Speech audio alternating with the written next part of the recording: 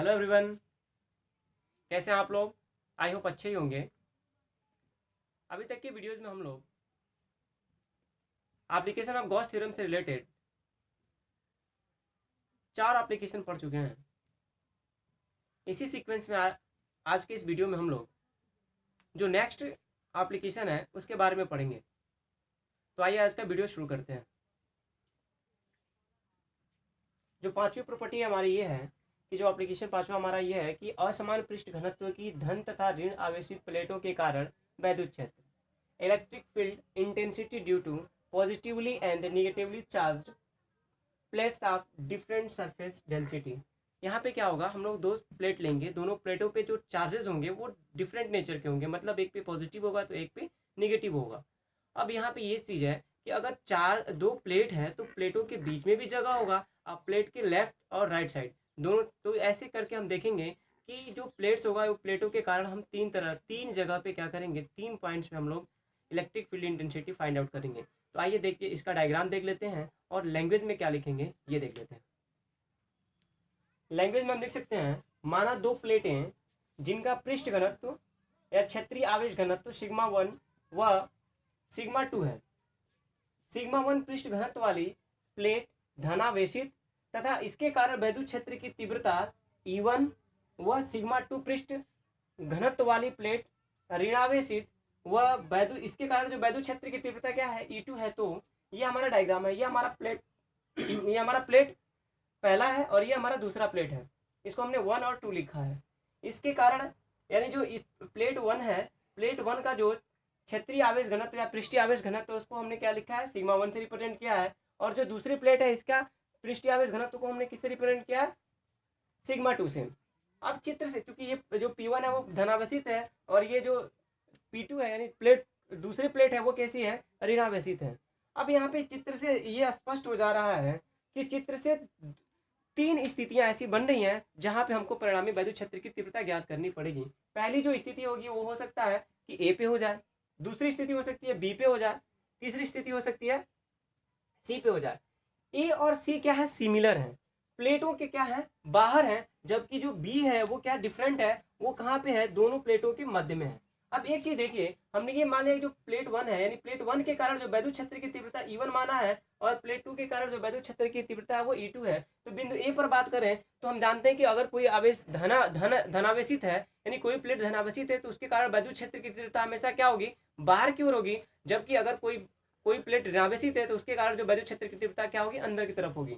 तो यहाँ पे देखिए बिंदु ए पर अगर वैद्युत क्षेत्र देखें तो E1 क्या होगा, प्लेट 1 के कारण है तो प्लेट 1 कैसा, धनावेशित है, धनावेशित के कारण इसलिए वैद्युत क्षेत्र की तीव्रता किधर होगी, धनावेशित प्लेट से बाहर की ओर होगी। जबकि E2 क्या है, ऋणावेशित प्लेट के कारण है, इसलिए क्या होगा, ये ऋणावेश यानी ऋणावेशित प्लेट की तरफ होगा। इसका मतलब E1 और E2 क्या होंगे, एक दूसरे के विपरीत होंगे। दूसरी स्थिति देख रहे हैं कि हम जानते हैं कि धनावेश के कारण जो वैद्युत क्षेत्र की तीव्रता होगी प्लेट से बाहर की तरफ होगी। हमने बिंदु बी पर देखा तो बिंदु बी पे जो है ये ई कहाँ, E1 की दिशा किधर होगी, प्लेट से बाहर की तरफ होगी, प्लेट से दूर की तरफ होगी। जबकि बी जो प्लेट 2 है बिंदु पी पर ही, उसके कारण जो वैद्युत क्षेत्र की तीव्रता होगी क्या होगी, इस प्लेट की तरफ अंदर की तरफ होगी। इसका मतलब देखें यहाँ पे तो E1 और E2 एक दूसरे के समांतर हैं या एक दूसरे के कैसे हैं, एक ही दिशा में है। जबकि तीसरी पॉइंट पे अगर आए हम, तीसरा जो बिंदु है बिंदु सी, इस पे अगर हम परिणामी वैद्युत क्षेत्र की तीव्रता की बात करें तो E1 के किसके कारण है, प्लस प्लेट के कारण है यानी धनावेशित प्लेट के कारण है। तो ये किधर होगा, प्लेट से बाहर की ओर होगा। जबकि E2 क्या है, ऋणावेशित के कारण है, इसलिए क्या होगा, वो अंदर की तरफ होगा। इसका मतलब यहाँ पे भी बिंदु सी पर भी एक दूसरे के कैसे हैं, विपरीत हैं। अब सिचुएशन एक हो रही है कि केवल हम क्या या तो ए पर ज्ञात कर लें और वही कंडीशन सिमिलर किसके लिए हो जाएगी, सी पे हो जाएगी। जबकि बी पे क्या करना होगा, अगर हमको ज्ञात करना होगा तो दोनों को क्या करना पड़ेगा, जोड़ना पड़ेगा। तीनों केसों में सबसे पहले हम बिंदु बी पर निकाल लें तो बिंदु बी पर वैद्युत क्षेत्र की तीव्रता यानी प्लेटों के मध्य निकालेंगे। तो बिंदु बी पर पहले प्लेट के कारण जो वैद्युत क्षेत्र की तीव्रता होगी, ऑलरेडी ये फार्मूला हम लोग पढ़े हुए हैं कि ई बराबर क्या होता है, सिग्मा अपॉन 2 एप्सिलॉन नॉट होता है। तो चूंकि ये इसको हमने पहले प्लेट के कारण वैद्युत क्षेत्र की तीव्रता E1 है और जो हमारा ये पृष्ठीय घनत्व है, आवेश पृष्ठीय घनत्व है वो क्या है, सिग्मा 1 है। तो इसलिए ये क्या हो जाएगा, E1 बराबर सिग्मा 1 अपॉन 2 एप्सिलॉन नॉट। इसको हमने समीकरण 1 बना लिया। पुनः बिंदु बी पर ही दूसरे प्लेट के कारण जो वैद्युत क्षेत्र की तीव्रता होगी उसको हमने E2 माना है। तो E2 बराबर क्या हो जाएगा, सिग्मा 2 अपॉन 2 एप्सिलॉन नॉट। इसको हमने समीकरण 2 बना लिया। अब अगर हम परिणामी वैद्युत क्षेत्र की तीव्रता बिंदु बी पर देखें तो बिंदु बी पर दोनों क्या है, एक दूसरे के समांतर है, एक दूसरे की ही दिशा में है। और जब दो वेक्टर एक दूसरे की दिशा में होते हैं तो परिणामी ज्ञात करने के लिए हम लोग क्या करते हैं, दोनों को जोड़ लेते हैं। इसलिए बिंदु बी पर परिणामी वैद्युत क्षेत्र की तीव्रता ज्ञात करेंगे तो ई बराबर क्या हो जाएगा, E1 प्लस E2। समीकरण 1 और 2 से जब मान रखेंगे तो हो जाएगा ई बराबर सिग्मा 1/2 प्लस सिग्मा 2/2 बराबर। यहाँ पे देखें तो 1/2 कॉमन है तो हमने क्या कर लिया, कॉमन कर लिया 1/2। तो ब्रैकेट में केवल बच जाएगा सिग्मा 1 प्लस सिग्मा 2 और इसको हमने समीकरण 3 बना लिया। अब अगर ये कंडीशन लगा लिया जाए कि दोनों प्लेटों के आवेश घनत्व यानी जो क्षेत्रीय आवेश घनत्व है वो क्या हो जाए, समान हो जाए, तो क्या हो जाएगा, सिग्मा 1 बराबर सिग्मा 2 बराबर हमने क्या मान लिया, सिग्मा हो गया। तो समीकरण जो 3 अभी लिखे हैं वो समीकरण 3 में ई बराबर 1/2 इंटू यहाँ पे क्या था सिग्मा 1 इंटू सिग्मा 2, वहाँ पे जब दोनों को जोड़ देंगे तो क्या हो जाएगा, 2 सिग्मा के बराबर हो जाएगा। और ऊपर भी 2 है और नीचे भी 2 है, 2 से 2 क्या हो जाएगा, कैंसिल हो जाएगा। उस स्थिति में ई बराबर कितना हो जाएगा, सिग्मा/2 ये तो रहा ये दोनों प्लेटों के बीच परिणामी वैद्युत क्षेत्र की तीव्रता। यहाँ पे भी हम लोगों ने देख रहे हैं कि यहाँ पे भी जो वैद्युत क्षेत्र की जो तीव्रता है वो भी बिंदु कितना दूर है किस प्लेट से, इस बात पे निर्भर नहीं करता और न ही प्लेट के क्षेत्रफल पे निर्भर करता है, बल्कि वो केवल और केवल किस पे निर्भर कर रहा है, यानी जो प्लेटों के ऊपर जो आवेश घनत्व है उस पे निर्भर कर रहा है। अब ये रहा तो बिंदु बी के लिए। अब बिंदु ए और सी के लिए कॉमन एक साथ बात करें क्योंकि दोनों की सिचुएशन एक ही जैसी है, तो ए और सी को हम एक साथ ले लें, तो ए और सी को एक साथ लेंगे तो क्या होगा, बिंदु ए और सी के लिए समीकरण 3 से ई बराबर क्या था 1/2 और वहां पे क्या था सिग्मा 1 प्लस सिग्मा 2। लेकिन अगर ए और सी की बात करें तो ए और सी के लिए देखें तो दोनों कंडीशन में वैद्युत क्षेत्र पहले प्लेट के कारण और वैद्युत क्षेत्र दूसरे प्लेट के कारण दोनों क्या है, एक दूसरे के विपरीत है। इसलिए दो वेक्टर एक दूसरे के अपोजिट डायरेक्शन में होते हैं तो जो परिणामी वैद्युत क्षेत्र की तीव्रता होती है दोनों वेक्टरों के अंतर डिफरेंट के बराबर होती है। इसलिए यहाँ पे क्या हो जाएगा, सिग्मा 1 डिफरेंट सिग्मा 2, यानी सिग्मा 1 सिग्मा 2 का डिफरेंट हो जाएगा। अब ये तो रहा परिणामी वैद्युत क्षेत्र की तीव्रता का परिमाण। अगर दिशा की बात करें, हम जानते हैं कि वैद्युत क्षेत्र क्या है, एक सदिश राशि और इसकी दिशा होगी, तो दिशा किधर होगी, तो जिसका इसमें परिमाण ज्यादा रहेगा। यानी अगर क्या है सिग्मा 1 का मान ज्यादा है तो जो परिणामी वैद्युत क्षेत्र की तीव्रता होगी किधर होगी, प्लेट 2 से प्लेट 1 की तरफ होगी। जबकि अगर सिग्मा 2 यानी दूसरा पृष्ठीय आवेश घनत्व है अगर उसका मान ज्यादा होगा तो परिणामी वैद्युत क्षेत्र की तीव्रता का दिशा क्या होगा, प्लस प्लेट से माइनस प्लेट की ओर होगी। अब ये तो रहा अलग अलग। अगर यहाँ पे भी ये कंडीशन हम लगा लें कि यदि दोनों प्लेटों का जो आवेश घनत्व है वो क्या हो जाए, समान हो जाए, तो समान हो जाएगा तो समीकरण 4 से हम क्या कर सकते हैं, दोनों के मान जैसे बराबर करेंगे तो ई बराबर हो जाएगा 1/2 और ये देखिए ये भी सिग्मा माइनस सिग्मा कर देंगे तो ये 0 हो जाएगा। तब अब जैसे ही 0 बटा समथिंग हो जाएगा तो क्या हो जाएगा, ये ई का टोटल मान कितना हो जाएगा, 0 हो जाएगा। यानी जब दोनों ही प्लेटों का जो पृष्ठीय आवेश घनत्व तो समान हो जाएगा उस स्थिति में बिंदु बी ए और सी पे जो परिणामी वैद्युत क्षेत्र की तीव्रता होगी वो क्या हो जाएगी, 0 हो जाएगी। वो तो था कि जब दोनों प्लेट क्या थे, डिफरेंट नेचर के थे। अब अगर ऐसा हो जाए कि दोनों जो प्लेट है वो समान आवेशित हो जाए, हमने क्या ले लिया, ये माना कि जो पहला प्लेट है वो भी धनावेशित है, दूसरा प्लेट है वो भी धनावेशित है। और यहाँ पे एक और चीज हमने ले लिया कि जिसका जो क्षेत्रीय आवेश घनत्व है वो क्या है, सिग्मा है, और इसका भी जो क्षेत्रीय आवेश घनत्व है वो भी क्या है, सिग्मा है। तो हम यहाँ पे एक चीज देखेंगे कि अगर मान लिया इसके कारण भी क्या है, वैद्युत क्षेत्र की तीव्रता E1 है और इसके कारण वैद्युत क्षेत्र की तीव्रता E2 है, तो यहाँ पे भी 3 सिचुएशन होगा। 2 क्या होगा, ए और सी क्या होगा, प्लेटों के बाहर होगा, जबकि बी कहाँ पे होगा, प्लेटों के बीच में होगा। तो अगर आइए हम ए और सी की बात करें, दोनों एक ही जैसे पॉइंट है, दोनों प्लेटों के बाहर ही है, तो ए की बात करें तो ए पे क्या होगा, हम जानते हैं कि प्लस आवेश के कारण जो वैद्युत क्षेत्र की तीव्रता होती है बाहर की तरफ होती है, जबकि माइनस आवेश के कारण क्या होती है, अंदर की तरफ होती है। तो यहाँ पे E1 और E2 दोनों ही क्या है, प्लस प्लेटों के कारण है, इसलिए E1 और E2 दोनों क्या होंगे, बाहर की तरफ होंगे। अर्थात कहने का मतलब यह है कि दोनों की दिशा क्या होगी, एक ही होगी, यानी दोनों क्या होंगे, बाहर की तरफ होंगे। सेम सिचुएशन यहाँ पे भी होगा, सी में भी क्या होगा, दोनों क्या है, धनावेशित प्लेटों के कारण वैद्युत क्षेत्र की तीव्रता है, तो यहाँ पे भी क्या होगा, E1 और E2 दोनों ही क्या होंगे, बाहर की तरफ एक ही दिशा में होंगे, यानी एक दूसरे के पैरेलल होंगे, एक दूसरे के समांतर होंगे। जबकि अगर हम प्लेटों के बीच अगर बात करें यानी बिंदु बी पर बात करें तो यहाँ पे जानते हैं कि इसके कारण वैद्युत क्षेत्र की तीव्रता E1 है, तो इसके कारण जो वैद्युत क्षेत्र की तीव्रता होगी प्लेट के बाहर यानी E1 होगी। जब किसके कारण वैद्युत क्षेत्र की तीव्रता क्या है E2 है, तो वो भी क्या होगी इस प्लेट से बाहर की ओर होगी, इससे मतलब नहीं है। अब इससे बाहर होगी तो ये E1 E2 क्या हो जाएंगे, एक दूसरे के विपरीत हो जाएंगे। इसका मतलब कहने का मतलब ये है कि अगर ए और सी की बात करें तो ए और सी पर वैद्युत क्षेत्र की तीव्रता ज्ञात करने के लिए हमको क्या करना पड़ेगा, E1 और E2 को जोड़ना पड़ेगा। जबकि अगर बिंदु बी पर अगर बात करें तो बिंदु बी पर वैद्युत क्षेत्र की तीव्रता ज्ञात करने के लिए दोनों का क्या करना पड़ेगा, परिणामी में तो डिफरेंट घटाना पड़ेगा। बिंदु ए और सी पर परिणामी वैद्युत क्षेत्र की तीव्रता क्या होगी, तो E बराबर E1 प्लस E2।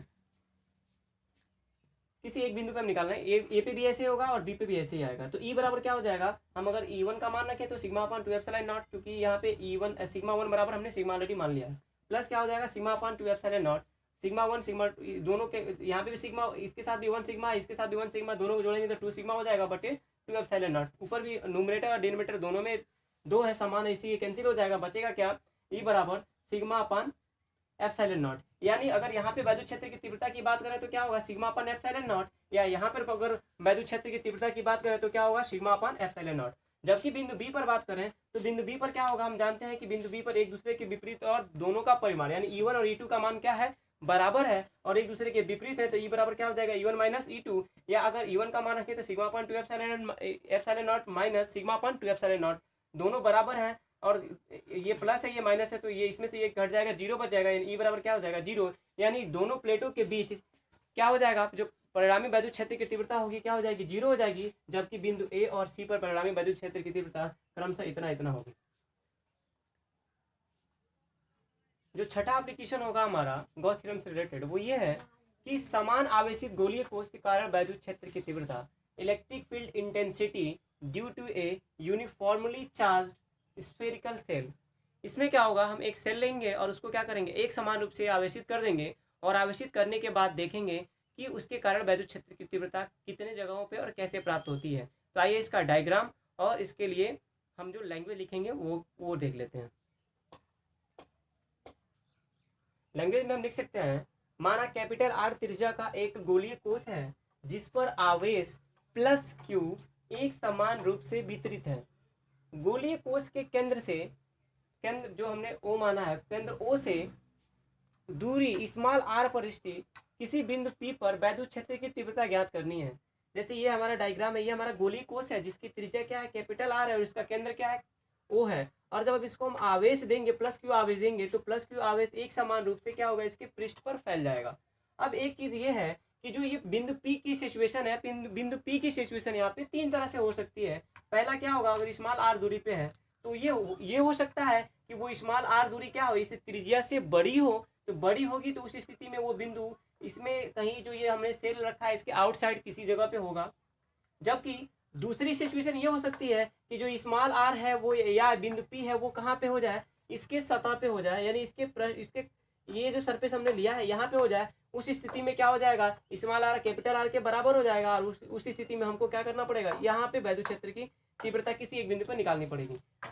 जबकि जो तीसरी सिचुएशन है, तीसरी सिचुएशन ये होगा कि जो स्मॉल आर है क्या हो जाए, इस कैपिटल आर से छोटा हो जाए। जब कैपिटल आर से छोटा हो जाएगा तो वो क्या हो जाएगा इसके अंदर, यानी जो गोलीय कोश ले रखा है हमने गोलीय कोश के अंदर हो जाएगा। मतलब कहने का है कि तीन सिचुएशन, एक क्या होगी गोलीय कोश के अंदर, एक क्या होगा गोलीय कोश के पृष्ठ पर, और तीसरा क्या होगा गोलीय कोश के बाहर हो सकता है। तो आइए पहला जो सिचुएशन है हम क्या ले रहे हैं कि जो स्मॉल आर है वो कैपिटल आर से क्या है बड़ा है, और जब कैपिटल आर से बड़ा है तो वो कैसी सिचुएशन हो जाएगी, वो बाहर हो जाएगी। तो आइए उसके लिए हम कैसे लिखेंगे और कैसे उसके लिए वैद्युत क्षेत्र की तीव्रता ज्ञात करते हैं उसको देख लेते हैं।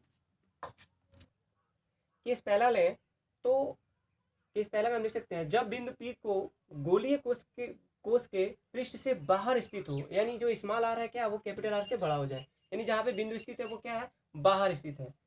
ये हमारा गोलीय कोश है जिसकी त्रिज्या क्या है कैपिटल आर है, और ये जो बिंदु हमने यहाँ पे एक बिंदु पी लिख लिया जो केंद्र ओ से स्मॉल आर दूरी पर स्थित है। अब यहाँ पे हम ये लैंग्वेज मान सकते हैं कि माना केंद्र ओ को, क्योंकि ऑलरेडी पहले ये गोलीय कोश के लिए केंद्र ओ है और इसी केंद्र को एक बार और केंद्र मानकर हम एक स्मॉल आर त्रिज्या का गोलीय गॉसियन पृष्ठ की कल्पना करते हैं। तो ये हमने, क्योंकि यहाँ पे बिंदु पी है और यहाँ पे आवेश हर तरफ फैला हुआ है, इसलिए जो वैद्युत क्षेत्र की तीव्रता होगी वो हर तरफ होगी। इसलिए हमने क्या लिया कि इसी पृष्ठ के अलावा एक और गॉसियन पृष्ठ जिसकी त्रिज्या क्या है कि स्मॉल आर है, उसको क्या करते हैं ड्रॉ करते हैं यानी कल्पना करते हैं। तो इस पृष्ठ से जो निर्गत होने वाला जो कुल वैद्युत फ्लक्स होगा वो कितना होगा, फाई ई बराबर हो जाएगा क्यू बटा एप्सिलॉन नॉट। गॉस थ्योरम से कितना होगा, फाई ई बराबर क्यू बटा एप्सिलॉन नॉट। ये इसको हमने समीकरण 1 बना लिया। अब एक चीज हम जानते हैं कि जो गॉसियन पृष्ठ आवेशित कोश के सममित स्थित है, अतः पृष्ठ के प्रत्येक बिंदु पर वैद्युत क्षेत्र की तीव्रता का परिमाण क्या होगा, समान होगा। क्योंकि यहाँ पे भी क्या है, वैद्युत क्षेत्र की तीव्रता क्या समान है, इसलिए यहाँ पे भी वैद्युत क्षेत्र की तीव्रता क्या होगी, एक समान ही होगी। तथा पृष्ठ पर जो अगर वैद्युत क्षेत्र की दिशा की बात करें तो प्रत्येक बिंदु पर उसके लंबवत त्रिज्या की दिशा में होगा। मतलब ये त्रिज्या है, अगर त्रिज्या की दिशा ये है तो वैद्युत क्षेत्र की दिशा भी क्या होगी, ऐसे ही होगी। अब अगर हम जो फ्लक्स की परिभाषा है, फ्लक्स की परिभाषा के लिए देखें तो हम गोलीय गॉसियन पृष्ठ के अल्पांश भाग डीए से निर्गत वैद्युत फ्लक्स की बात करें तो फाई ई बराबर क्या हो जाएगा, close integral of surface vector E dot vector D A, और डॉट प्रोडक्ट हटाएंगे तो ये close integral of surface E D A cos theta हो जाएगा। अब एक चीज यहाँ पे देखें कि जो ये वेक्टर ई और वेक्टर डी ए यानी जो ये क्षेत्रफल सदिश है और ये जो हमारा वैद्युत क्षेत्र की तीव्रता है, दोनों क्या है, दोनों एक ही दिशा में, यानी दोनों एक दूसरे के समांतर है या दोनों एक ही दिशा में है। उस स्थिति में क्या होगा, दोनों के बीच का जो एंगल होगा वो क्या होगा, 0 डिग्री होगा। और हम जानते हैं कि cos 0 का जो मान होता है कितना होता है, 1 होता है। और जैसे ही एक यहाँ पे रखेंगे तो फाई ई किसके बराबर हो जाएगा, close integral of surface E D A, और काश के मान लिया हमने एक से गुणा करेंगे तो इतना ही होगा। अब एक चीज है, ऑलरेडी अभी हम लोग ये माने हुए हैं कि जो वैद्युत क्षेत्र की तीव्रता क्या एक रूप से समान है, तो ई का मान क्या हो जाएगा, कांस्टेंट हो जाएगा। और ये जो इंटीग्रल है केवल सरफेस का होगा तो ई बाहर कांस्टेंट हो जाएगा, close integral of surface DA होगा। इसको हमने समीकरण 2 बना लिया। क्योंकि हमारा गॉसियन जो सरफेस है वो गॉसियन सरफेस कैसा है, तो स्फेरिकल है, यानी क्या है, गोलाकार है। और जो गोले के लिए संपूर्ण क्षेत्रफल होगा वो कितना होगा, तो 4 पाई आर स्क्वायर। इसलिए हमने लिखा है गॉसियन पृष्ठ के लिए, हम ये जो गोली कोष लिए उसके लिए नहीं, ये गॉसियन पृष्ठ के लिए जो वैद्युत क्षेत्र की सॉरी जो हमारा कुल सरफेस होगा वो कितना होगा, तो हम इसके लिए लिख देंगे कि close integral of surface D A किसके बराबर होगा, 4 पाई स्मॉल आर स्क्वायर, जहाँ पे स्मॉल आर क्या है, ये गॉसियन सरफेस की त्रिज्या है। अगर इसको हम समीकरण 2 में रखें तो समीकरण 2 से हमारा जो फाई ई की वैल्यू हो जाएगी किसके बराबर होगी, E dot 4 pi small r square. इसको हमने समीकरण 3 बना लिया। अब समीकरण 1 और जब 3 की तुलना करेंगे तो वहां से हम लोग वैद्युत क्षेत्र की तीव्रता ज्ञात कर लेंगे। समीकरण 1 और 3 से देखें तो समीकरण 1 और 3 से दोनों के जगह पे हम लोग क्या है, फाई का ही मान निकाला हुआ है। तो ये हो जाएगा E into 4 pi small r square बराबर क्या हो जाएगा, क्यू अपन एप्सिलॉन नॉट। क्यों ये एप्सिलॉन नॉट है, क्योंकि हम लोगों ने जो ये गोलीय जो स्फेरिकल सेल हमने रखा है, स्फेरिकल सेल, वो कहाँ पे, निर्वात या एयर में है। अगर यही क्या होता किसी मीडियम में होता तो इसके लिए केवल हम लिखते क्या, एप्सिलॉन, या इसके जगह पे हम लोग क्या लिखते, Q upon epsilon not into के, जहाँ पे के क्या होता, परावैद्युतांक होता उस माध्यम का। तो अगर हम यहाँ से ई बराबर केवल ज्ञात करें तो ये पक्षांतर करेंगे तो 4 पाई आर स्मॉल आर स्क्वायर से पक्षांतर करेंगे तो ई बराबर हो जाएगा 1/4 पाई एप्सिलॉन नॉट, और ये हो जाएगा इंटू क्यू बटे स्मॉल आर स्क्वायर। ये हमारा क्या होगा, इस गोलीय स्फेरिकल सेल के कारण, यानी ये जो गोलीय कोश है, ये गोलीय कोश के कारण बिंदु पी पर वैद्युत क्षेत्र की तीव्रता का परिमाण हो जाएगा। अगर इसके वेक्टर फॉर्म की बात करें तो वेक्टर फॉर्म बराबर हो जाएगा वेक्टर ई बराबर 1/4 pi epsilon not into Q बटे आर स्क्वायर इंटू क्या हो जाएगा, आर कैप। आर कैप क्या है, त्रिज्या की दिशा में एकांक सदिश है। अब यहाँ से एक चीज स्पष्ट हो रही है कि जब हम लोग किसी बिंदु आवेश के कारण किसी जगह पे यानी किसी दूरी पर वैद्युत क्षेत्र की तीव्रता ज्ञात कर रहे थे तो यही वाला फार्मूला हम लोग यूज कर रहे थे। यही वाला क्या था, ई बराबर 1/4 पाई एप्सिलॉन नॉट क्यू बटे आर स्क्वायर। ये क्या था, किसी बिंदु आवेश के कारण, पॉइंट चार्ज के कारण किसी बिंदु पर वैद्युत क्षेत्र की तीव्रता। इसका मतलब यहाँ पे भी जो गोलीय कोश है वो भी कैसा बिहेव कर रहा है, लाइक ए पॉइंट चार्ज। इसका मतलब ये जो चार्ज यहाँ पे इस पे फैला हुआ है, ये यहाँ पे ना होके ऐसा फील हो रहा है कि सारे जो आवेश है वो कहाँ पे स्थित है, बिंदु ओ पर स्थित है। और ये उस स्थिति में ये जो गोलीय कोश है कैसा, एक पॉइंट चार्ज की तरह, एक बिंदु आवेश की तरह बिहेव करता है। दूसरा जो हमारा केस होगा, यदि बिंदु P गोलीय कोश के सतह पर स्थित हो, इसका मतलब जो स्मॉल आर है वो किसके बराबर हो जाए, कैपिटल आर के अगर बराबर हो जाए। मतलब ये जो बिंदु P है इसको हम क्या कर रहे हैं, सपोज कीजिए इसको घटाते घटाते घटाते यहाँ पे लेके चले आए, तो उस स्थिति में जो गॉसियन पृष्ठ होगा वो हमारा गॉसियन पृष्ठ क्या होगा, यही होगा। और उस स्थिति में जो आवेश है वो आवेश भी क्या रहेगा, प्लस क्यू ही रहेगा। मतलब ये जो आवेश पहले थे वही आवेश रहेंगे, जबकि ये जो गॉसियन पृष्ठ का जो त्रिज्या है वो क्या हो जाएगा, स्मॉल आर से घट के कैपिटल आर हो जाएगा, क्योंकि ये बिंदु को क्या कर दिए हम, ये कर घटा दिए। अब क्या होगा इस स्थिति में, जो वैद्युत क्षेत्र की तीव्रता होगी बहुत ज्यादा अंतर नहीं होगा। अभी हम लोग जो फाइंड आउट किए थे 1/4 एप्सिलॉन नॉट इनटू q, तो आवेश तो वही रहेगा, और जो यहाँ पे स्मॉल आर हो रहा था अब उसके जगह पे क्या हो जाएगा कैपिटल आर स्क्वायर। तो ये क्या होगा, गोलीय कोश के सतह पर अगर वो बिंदु हो जाएगा तो गोलीय कोश के सतह पर क्या होगा, ये परिणामी वैद्युत क्षेत्र की तीव्रता का परिमाण होगा, यानी E बराबर 1/4 एप्सिलॉन नॉट q बटे स्मॉल आर स्क्वायर। एक चीज अगर स्पष्ट हो गई कि जो पहले सिचुएशन में जो यहाँ पे वैद्युत क्षेत्र की तीव्रता ज्ञात हो रही थी वो क्या थी, कम थी, जबकि जैसे हम जानते हैं कि चूंकि जो त्रिज्या था, त्रिज्या के वर्ग के व्युत्क्रमानुपाती था, तो वहां पे पहले सिचुएशन में जो वैद्युत क्षेत्र की तीव्रता ज्ञात हो रही थी इस वाले गॉसियन पृष्ठ पे वो क्या था, कम था, जबकि उसी को क्या करेंगे, अगर इस गोलीय कोश पे जब चले आएंगे और यहाँ पे वैद्युत क्षेत्र की तीव्रता की बात करेंगे तो यहाँ पे वैद्युत क्षेत्र की तीव्रता क्या होगी, बहुत अधिक होगी पहले की तुलना में। अगर इसके वेक्टर फॉर्म की बात करेंगे तो वेक्टर फॉर्म भी हो जाएगा, vector form 1/4 epsilon naught q बटा r square into r cap, ये क्या हो जाएगा हमारा वेक्टर फॉर्म हो जाएगा। ये तो रहा दूसरा सिचुएशन। अब तीसरा कंडीशन ये हो जाएगा कि तीसरे कंडीशन में ये जो बिंदु P है वो बिंदु P क्या हो जाए, ये गोलीय कोश के अंदर हो जाए। तो जैसे ही गोलीय कोश के अंदर होगा तो होगा क्या, यहाँ पे देख रहे थे यहाँ पे कोई भी आवेश नहीं है, आवेश तो सतह पे है, और जब सतह पे आवेश है तो अंदर नो आवेश होने के कारण यहाँ पे जो आवेश की मात्रा होगी जीरो हो जाएगी, और जैसे ही आवेश की मात्रा जीरो हो जाएगी तो E इंटू 1/4 एप्सिलॉन नॉट, ये तो कांस्टेंट ही है, ये भले ही कुछ मान रखे लेकिन आवेश का मान जीरो होने की वजह से वहां पे वैद्युत क्षेत्र की तीव्रता क्या हो जाएगी, जीरो हो जाएगी। तो आइए उसको देख लेते हैं। जैसे डायग्राम से क्लियर हो रहा है कि ये जो हमने गॉसियन पृष्ठ हम जो ले गए हैं वो स्मॉल आर त्रिज्या का क्या लिया हमने, एक गॉसियन सरफेस लिया हुआ है, और यहाँ पे आवेश देखें तो आवेश क्या है, ये बाहरी, ये जो हमने बड़ा वाला जो हमारा रियर वाला जो हमारा सेल है उस पर हमने क्या गोलीय कोश है उस पर हमारा जो आवेश डिस्ट्रीब्यूट है, यानी ये जो गॉसियन पृष्ठ है इस गॉसियन पृष्ठ पे कोई भी आवेश नहीं है। क्योंकि थोड़ा देर के लिए हम देखें कि जो बड़े ये गोलीय कोश के लिए जो हम निकाले थे उसके लिए वैद्युत क्षेत्र की तीव्रता आई थी 1/4 एप्सिलॉन नॉट q बटा कैपिटल आर स्क्वायर, और यहाँ पे देखें तो यहाँ पे कोई भी कैपिटल आर स्क्वायर आया था, तो कैपिटल आर स्क्वायर न हो के यहाँ पे क्या हो जाएगा, कैपिटल आर की जगह पे स्मॉल आर हो जाएगा, स्मॉल आर, ये सब कुछ तो कांस्टेंट है, लेकिन यहाँ पे देखिए तो कोई भी आवेश नहीं है, और जैसे ही कोई भी आवेश नहीं है तो क्या हो जाएगा 1/4 एप्सिलॉन नॉट 0 बटा आर स्क्वायर, और जैसे 0 बटा आर स्क्वायर यानी जीरो हो जाएगा, और जब जीरो से मल्टीप्लाई कर देंगे तो ई का मान भी क्या हो जाएगा, जीरो हो जाएगा। इसका मतलब ये है कि ये जो गोलीय कोश के कारण यानी अंदर जो होगा कोई भी वैद्युत क्षेत्र की तीव्रता नहीं होगी। क्यों नहीं होगी, क्योंकि वहां पे कोई भी आवेश उपस्थित नहीं है। फिलहाल इस वीडियो में इतना ही, मिलते हैं अगले वीडियो में, तब तक के लिए धन्यवाद।